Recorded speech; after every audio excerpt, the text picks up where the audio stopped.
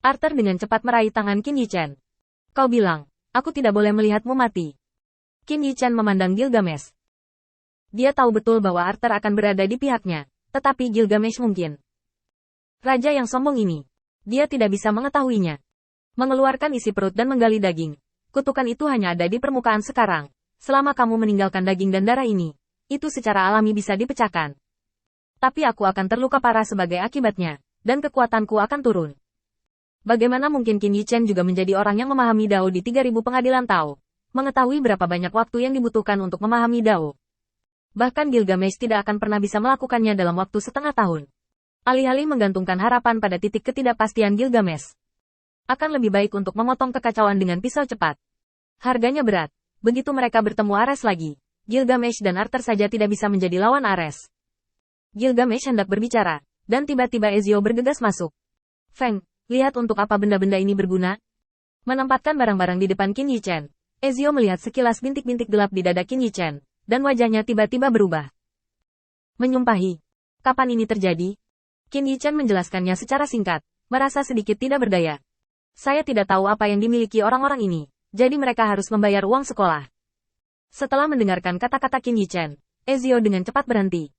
Tidak, metode ini tidak akan berhasil. Feng, dengarkan aku. Kutukan di dunia ini nyata. Bahkan jika kamu menggali daging, kutukan itu akan muncul kembali saat daging tumbuh. Karena itu adalah perisai Ares, maka aku akan masuk dan mencuri perisai itu. Qin Yichen tiba-tiba terbangun, melihat bahan obat di tanah, dan kemudian di Ezio. Apakah kamu sudah memasuki kuil? Ezio mengatakan cerita sebelumnya lagi. Saat meninggalkan gua, Ezio mendengar aksen Wotsak dan berpura-pura menjadi rekan senegaranya. Awalnya ingin mendapatkan beberapa bahan obat, tetapi dia tidak menyangka bahwa Wotsak ini juga cukup setia.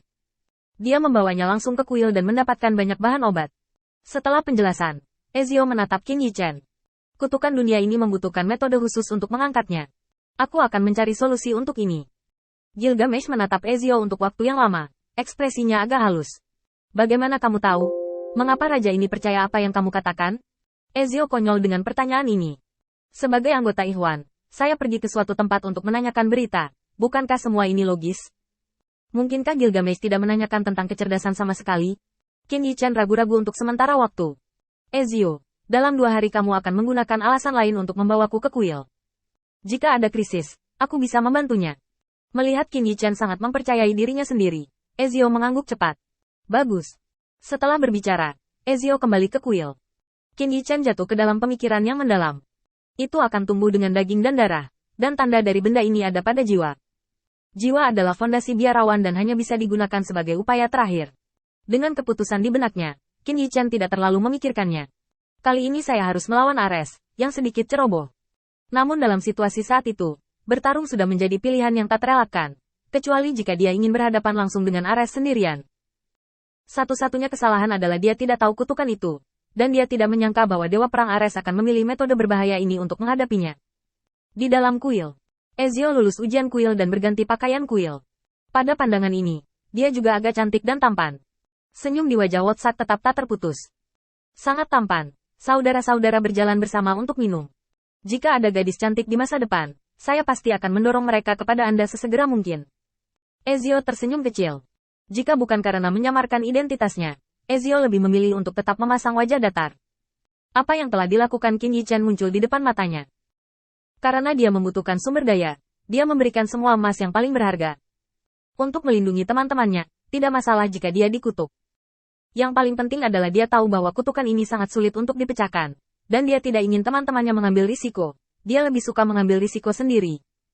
Pikiran seperti ini sangat sulit ditemui di persaudaraan. Feng, jangan khawatir. Aku harus mencuri metode dan perisai untuk mematahkan kutukan kali ini.